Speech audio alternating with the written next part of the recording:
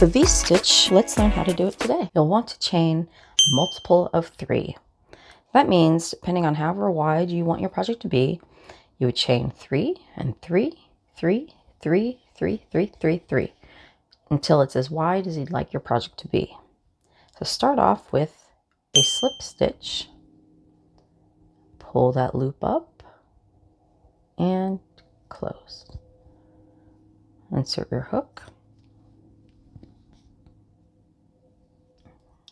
chain a multiple of 3. 1, 2, 3, 4, 5, 6, 7, 8, 9, 10, 11, 12. For you, I'm going to do a short piece just as an example. Next, you will skip 3 chains. 1, 2, 3.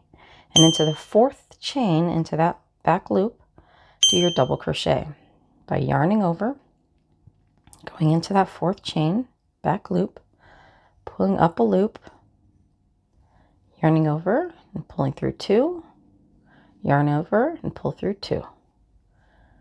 Now you'll chain 1 and into the same stitch, yarn over, go into that same stitch, pull up a loop and do another double crochet. Yarn over and pull through 2, yarn over and pull through 2.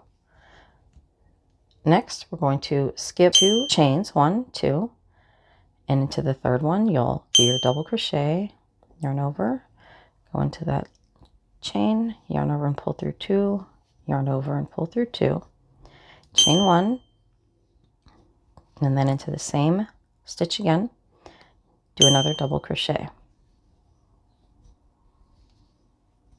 You can see it's starting to grow. Skip 2, do your double crochet and chain 1, and then another double crochet.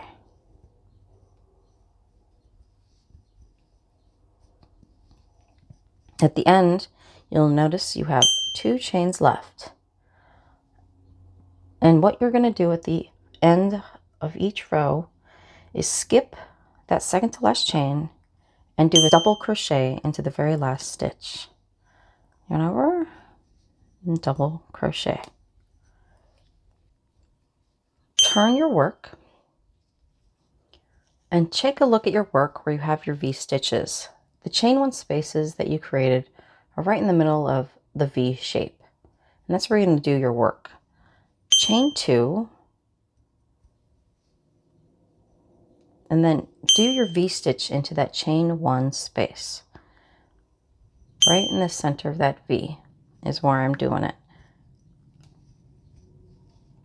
Chain 1, do your double crochet again, right in the center of that chain 1 space, basically. Search out for your next chain 1 space. You see where the V is, and you're going to go right in the center of it. Do your V stitch inside that space.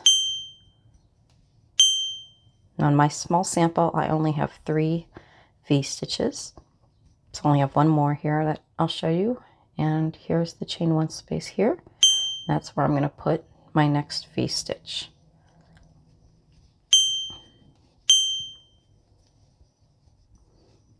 To end the row, search out the top of the chain 2 that you had skipped, yarn over and put your double crochet into the top of that chain.